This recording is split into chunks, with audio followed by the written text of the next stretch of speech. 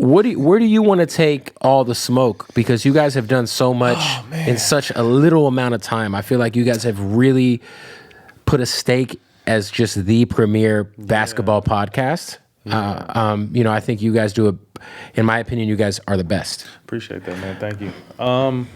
First and foremost, continue to inspire. You know what I mean? I want people to know that like we could tell our own stories now, similar to what you're doing and how you are inspiring people in your space. Like other people have always told our stories. And now the fact that we can tell our stories and articulate, how we really feel and what's going on, instead of having to hear from someone else, you can hear from us.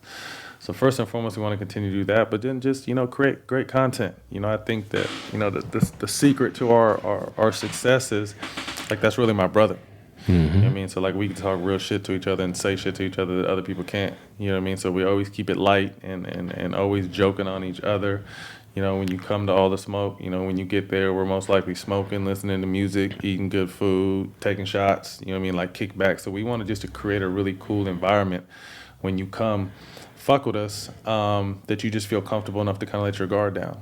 You know what I mean? So I think that's what we've been able to create with All the Smoke, where, the people say all the time, like, man, I've never told nobody this. And you're like, damn, they feel comfortable enough to kind of It kind of reminds me of, like, the athlete version of, like, Drink Champs. Because people go in there like, yo, Noriega's our guy. We've known him for 20 years. Right. Yeah. Everyone's having fun. Like, you kind of let your guard down because you're in a trusted environment. And they know we're not trying to do, we don't want to go viral for the wrong reason. You know what I mean? Like, my whole goal was always just to humanize our guests. Like, we know why Steph and KD and Kobe were great, and Shannon Sharp and Snoop were great. Like, what are they like doing other shit? How did they become who they became? So I always just want to show people the other side of, some of your favorite people. And, we found lightning in a bottle with this show, so I just, I think the evolution, we just started season 4, and I told our team, like, we got to continue to elevate. So we did a live show in December with Magic Johnson, at the Beverly Hilton. Shout out to Beverly Hilton. So we did a live show with a live audience. So that'll be dropping, I think, next week, which is dope. But I just think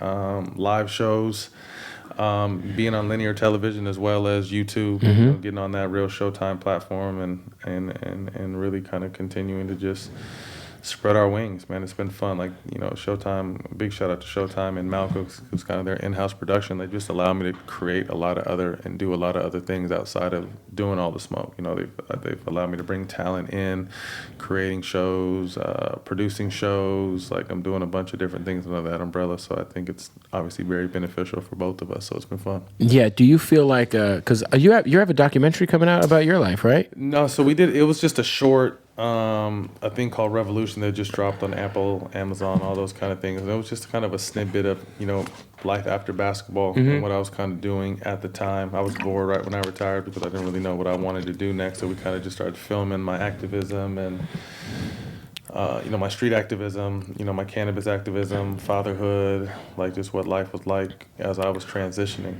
from the NBA. So we started shooting that like 5 years ago. We kind of just wrapped a bow on it and put it out. So it's just a kind of a snippet of what's going on in my life.